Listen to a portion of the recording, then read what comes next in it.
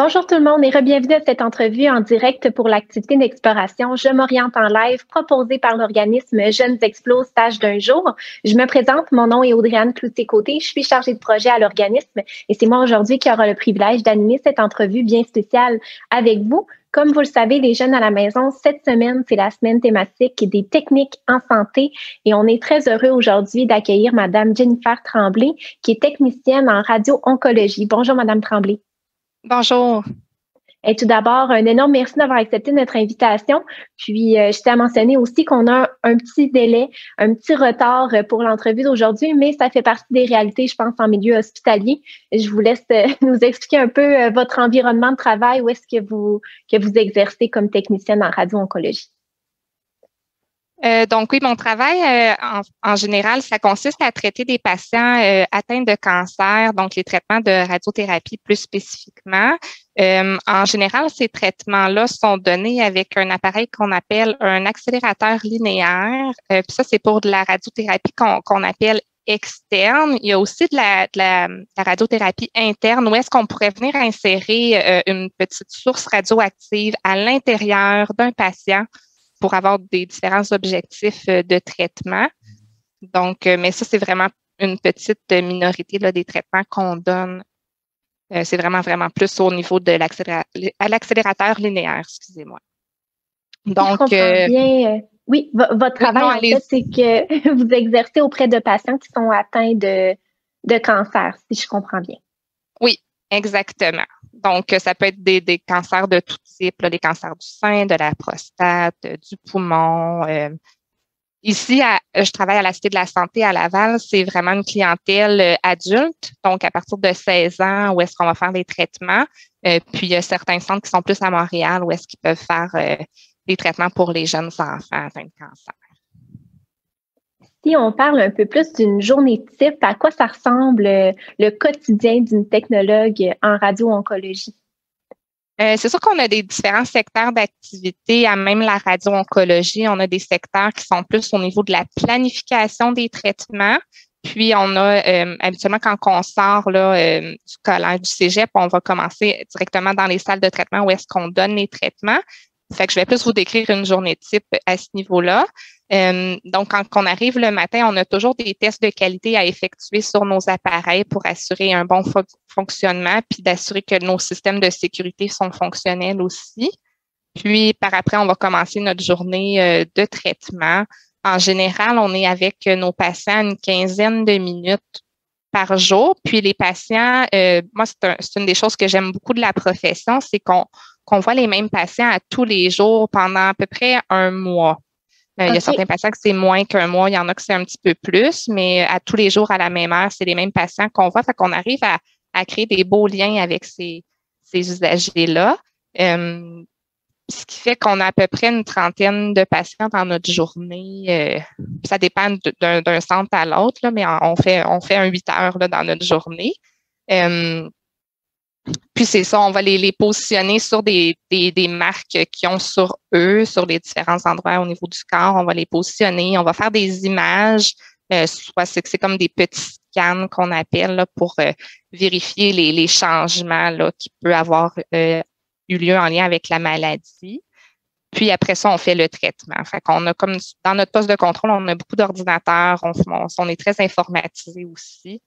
Puis, on va aussi vérifier au niveau du patient là, s'il y a des effets secondaires, puis qu'est-ce qu'on peut faire pour essayer d'améliorer puis d'éviter que les effets secondaires se compliquent. Donc, si je comprends bien, il y a un peu deux volets à votre pratique. Il y a le volet plus évaluation, où est-ce que là, on va prendre des radios, on va faire les tests. Puis, il y a aussi l'aspect analyse, où est-ce que là, on va vraiment regarder s'il y a des changements au niveau du cas. Et puis, on va faire à ce moment-là les traitements qui sont requis. Donc, il y a comme deux volets. Oui. Puis c'est un travail très minutieux, très précis. Là, on est au millimètre près. Là, fait que pour nous, 2-3 millimètres, c'est quand même quelque chose de gros. Là. Fait que c'est ça, c'est très précis comme travail. Vous avez nommé l'importance d'avoir un beau lien avec les patients. Ça me fait penser à peut-être un défi que vous devez faire face à titre de technologue en radio-oncologie. Des fois, c'est que j'imagine, il y a il peut y avoir des mauvaises nouvelles. Comment est-ce qu'on vit avec ça? Parce que c'est quand même des patients atteints de cancer, l'environnement est pas toujours positif. Comment est-ce que ça se vit au quotidien? Bien, en fait, à l'étape des traitements de radiothérapie, pour la majorité des patients, ça fait plusieurs mois, même plusieurs semaines qui ont eu la mauvaise nouvelle, l'annonce du diagnostic. Puis, habituellement, après l'annonce du diagnostic, les patients, ils peuvent avoir soit de la chimiothérapie ou une opération, une chirurgie.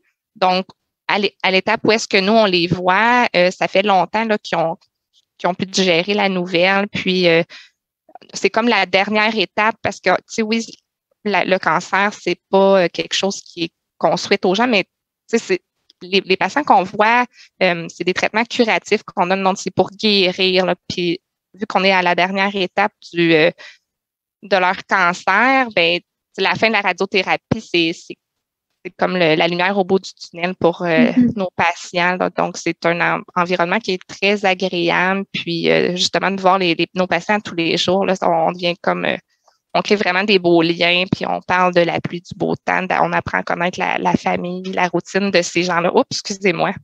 Il n'y a pas de problème. C'est bien de le spécifier parce que ça peut être un stéréotype justement d'associer cette profession-là à un environnement de travail qui peut être plus difficile ou qui a des défis comme ça au niveau émotionnel. Mais là, selon ce que vous dites, c'est que c'est beaucoup un environnement qui est positif et très valorisant là, à ce moment-là. Oui, exactement.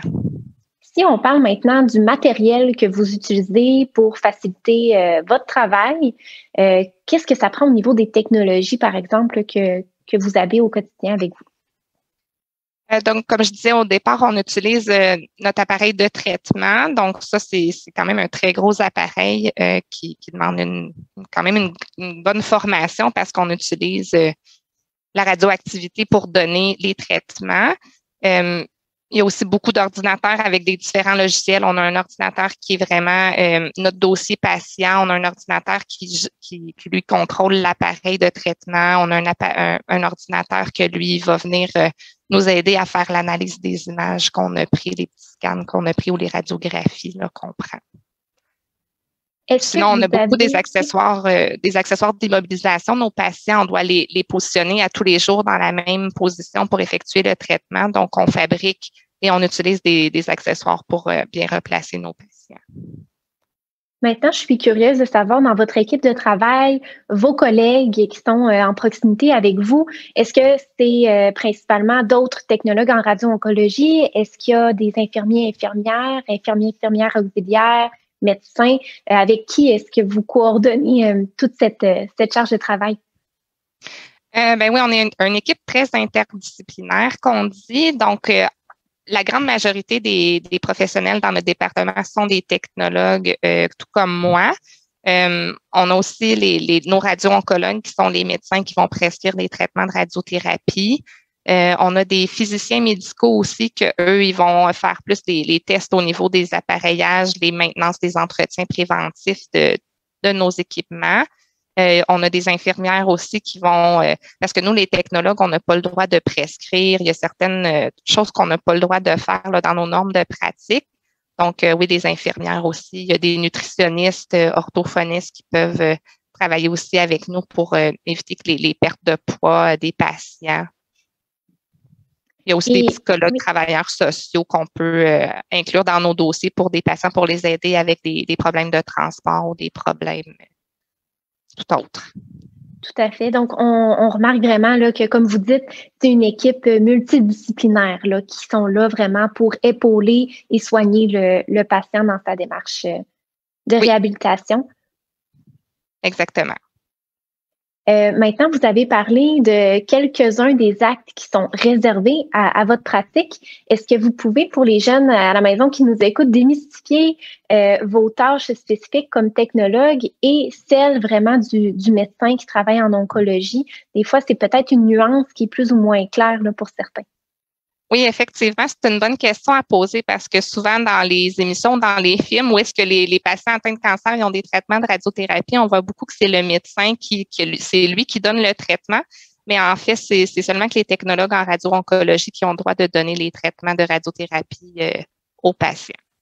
Donc, le médecin, lui, comme je donne souvent quand j'ai des stagiaires qui viennent sur place, le médecin, c'est lui le chef qui va écrire la recette, qui va prescrire, dans le fond, dans le dossier du patient. Puis nous, les technologues, on est ceux qui vont cuisiner, là. Puis,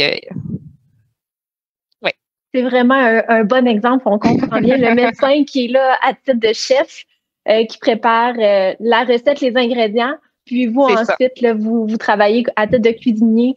C'est vous vraiment là, qui faites les démarches, les manipulations avec le patient. C'est vraiment intéressant comme comparaison. Maintenant, si on parle, Madame Tremblay, de la formation qui est nécessaire pour exercer votre beau métier, qu'est-ce que ça prend au niveau du parcours scolaire? Donc, c'est un DEC, une technique de 3 ans. C'est sûr que cette technique-là, elle n'est pas offerte dans tous les cégeps du Québec. Dans la région de Montréal, il y a le Collège Antique qui offre le programme et il y a le Collège Dawson que lui est en anglais. Puis sinon, il y a à Sainte-Foy, dans la région de Québec, où est-ce que le programme est aussi offert. Est-ce que vous savez si c'est un programme qui est contingenté? Est-ce qu'il y a beaucoup de places par cohorte? Il n'y a pas énormément de places, mais c'est quand même assez rare là, qu'ils atteignent la limite. Il y a eu des années où est-ce que oui, c'était plus difficile de rentrer dans la technique, mais dans les dernières années, les cohortes sont beaucoup plus petites. Et puis, une fois qu'on a terminé donc son parcours technique de 3 ans au collégial, la grande question, c'est est-ce qu'il y a du travail de disponible? Est-ce qu'il y a des emplois qui nous attendent une fois qu'on est diplômé? Ça varie beaucoup d'une année à l'autre. Il y a eu des années où est-ce que c'était plus difficile de rentrer dans les milieux. Là, dernièrement, c'est beaucoup des remplacements de maternité, mais ça l'avance quand même assez rapidement parce qu'il y a quand même de plus en plus des ouvertures là, on peut quand même faire de l'avancement, même si la technique, elle nous limite beaucoup à notre champ d'expertise. Là, il y a beaucoup de gens qui s'en vont vers la gestion ou vers les compagnies pharmaceutiques aussi, fait que ça bouge rapidement. Et justement, vous mentionnez d'autres perspectives d'emploi dans le domaine. Où est-ce qu'on pourrait appliquer, par exemple, une fois qu'on est diplômé? C'est sûr, on va penser au milieu hospitalier comme le vôtre, mais vous avez aussi mentionné d'autres perspectives. Oui, donc comme je disais, les compagnies qui fournissent nos appareillages, que eux peuvent engager des technologues aussi, les compagnies pharmaceutiques. Puis, comme je disais, si on a d'autres cours, un bac en un autre domaine, il y a quand même possibilité de monter dans le département comme coordonnateur, chef de service, soit dans notre département ou chef de service dans d'autres départements de l'hôpital. Il y a une question aussi qui revient souvent de la part des jeunes, c'est de savoir qu'est-ce que vous préférez, vous, dans votre quotidien, dans votre travail, quelle est la tâche favorite? Moi, ce que j'aime beaucoup, c'est le contact que j'ai avec les patients. C'est vraiment ce qui m'a fait tomber en amour avec la profession, de voir justement des gens qui sont pas en très bonne santé nécessairement, mais de les voir arriver à la fin de ce parcours-là.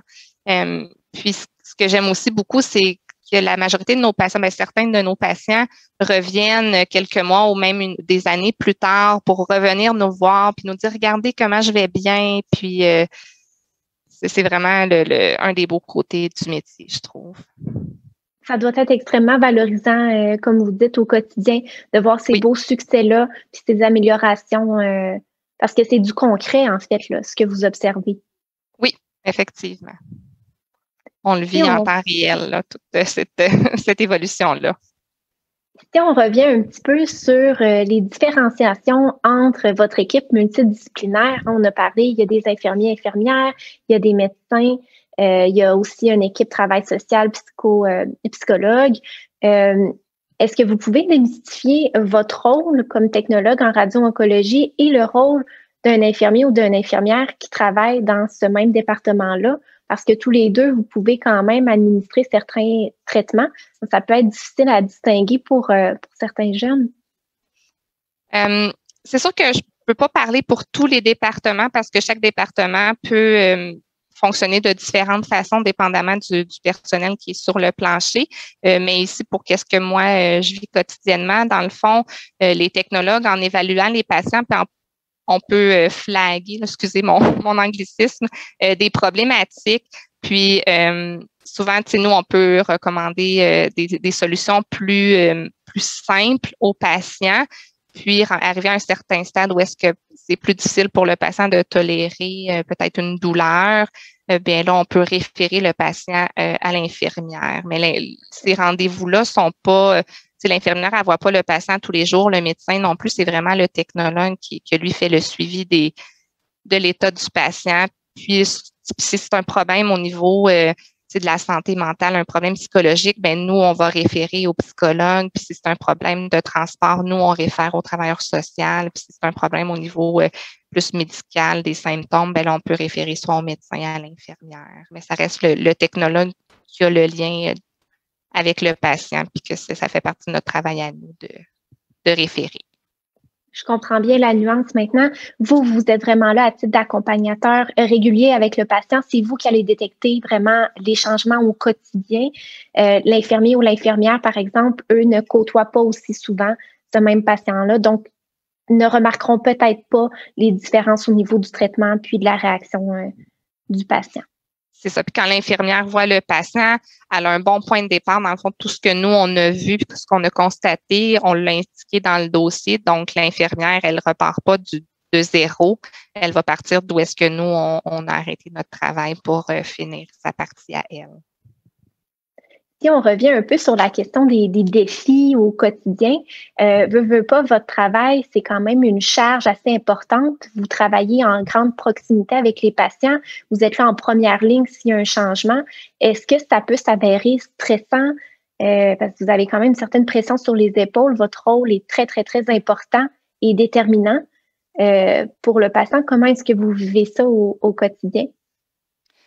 C'est sûr que c'est un travail d'équipe. Dans une salle de traitement, on n'est pas toute seule dans la salle à donner des traitements aux patients. On peut être de 4, 5 technologues attitrés à la même salle. Donc, c'est sûr que cette charge-là, elle est répartie. Puis, on connaît tous un petit peu nos patients, donc on peut s'aider en communiquant ensemble pour vraiment faire des bons suivis. C'est sûr, mais la charge est plus au niveau, mais ça, c'est le domaine de la santé en général, là, même partout, là, de faire plus avec moins. C'est plus peut-être ce volet-là qui des fois devient un petit peu plus stressant. Avant, on avait, mettons, une vingtaine de minutes par patient, puis là, dans les dernières années, ça a été raccourci à 15 minutes. Fait que de couper de 5 minutes, des fois, ça va un petit peu plus vite. Là. Le prochain patient arrive un petit peu plus vite. Mais on s'adapte, puis on fait quand même bien notre travail. J'en doute pas. Ça fait partie de la réalité. Il faut s'adapter aussi. Ça. Surtout dans votre contexte, on le comprend, puis on apprécie d'ailleurs votre présence aujourd'hui. C'est vraiment apprécié de vous avoir. On sait que vous avez un horaire très, très chargé. Sinon, si on parle des qualités requises pour exercer votre profession, vous avez parlé tout à l'heure de la minutie, parce qu'un demi-millimètre, ça peut faire la grande différence. Est-ce qu'il y aurait d'autres qualités comme ça qui vous viennent en tête qui seraient importantes à avoir? Il y a l'empathie. Comme on disait tantôt, on est avec des gens qui sont atteints d'une maladie. Puis la majorité vont guérir de la maladie, mais il y a une autre partie où est-ce que malheureusement, ils ne guériront pas. Donc, oui, il faut être très empathique avec le patient, avec les membres de la famille aussi. Il faut être capable d'être ouvert au changement, ouvert d'esprit aussi, parce qu'avec l'évolution de la technologie, nos équipements puis nos méthodes de travail changent assez souvent. Puis donc, il faut être capable de s'adapter aux différents changements aussi. Très bon point. Effectivement, la technologie, ça avance très, très, très vite. Donc, il faut se garder justement intéressé, curieux, puis avoir une bonne capacité d'adaptation. Vous avez mentionné aussi la communication entre l'équipe de travail. Donc, être un bon communicateur, ça doit être important aussi. Oui. Maintenant, en terminant l'entrevue, si on parle un peu plus de votre parcours personnel, comment est-ce que vous avez su que c'était ça que vous vouliez faire plus tard? Elle vient d'où cette étincelle pour votre profession? En fait, c'est un concours de circonstances. Quand j'étais au secondaire, puis j'ai dû faire mon inscription au cégep, il y avait les choix de la technique pour technologue en radiologie. pour prendre des radiographies qui sont plus au niveau du diagnostic. Puis après ça, juste en dessous, il y avait technologue en radio-oncologie, puis c'est la mauvaise case que j'ai cochée. Puis je m'en suis rendu compte, il y a quand même une entrevue préalable là, à l'entrée à la technique. Donc, c'est au moment de l'entrevue où est-ce que j'ai fait comme OK, c'est pas celui-là que j'avais coché. Mais je me suis lancée parce que la description, pour moi, c'était quelque chose qui venait vraiment toucher des petites cordes sensibles. Puis après, quand j'ai réalisé que justement, cette profession-là, on pouvait créer un lien avec le patient, ce qui n'est pas le cas dans des technologues en radiologie, où est-ce que eux, c'est une radiographie, puis ils ne revoient pas nécessairement le patient. Donc, pour moi, ça a été vraiment ce qui a fait pencher dans la balance. Puis, après ça, on fait des petits stages aussi là, pendant nos 3 ans. Donc, d'en apprendre de plus en plus, puis de voir aussi les possibilités au niveau de la profession, ça a été quelque chose qui a été très intéressant pour moi. Donc, ça a été finalement un heureux hasard, là, si je comprends bien. Oui, c'est ça. Puis, je trouve ça vraiment... Ça va faire maintenant aussi. 10 ans que je suis là, puis je ne changerai pas du tout mon parcours. Exactement. Donc, la vie fait bien les choses. Puis, vous avez mentionné une certaine différence avec les autres technologues, plus en radio, diagnostic, puis peut-être aussi technologue en médecine nucléaire. On a déjà rencontré ici une mentor là, pour les Je m'oriente en live. Les jeunes, si vous voulez aller visionner cette vidéo-là, elle est disponible sur nos plateformes. Mais la grande différence, c'est que vous consolidez un lien avec les patients, vous les voyez régulièrement, versus ces autres technologies-là, technologues-là, pardon, n'ont pas nécessairement cette proximité puisque c'est des rendez-vous qui sont peu fréquents. La personne vient, fait sa radiographie, puis ensuite, on la voit pas nécessairement dans un temps rapproché. Oui. Excellent. Bien, merci beaucoup, Madame Tremblay, pour votre temps aujourd'hui. Ça a été un plaisir de vous recevoir. J'espère qu'à la maison, ça a pu vous éclairer par rapport à votre processus de choix scolaire et professionnel. Un énorme merci. On apprécie grandement que vous ayez pu vous libérer. On est conscient que la réalité en milieu hospitalier, c'est pas toujours prévoyable. Donc, un énorme merci pour votre temps aujourd'hui. Ça a été un plaisir.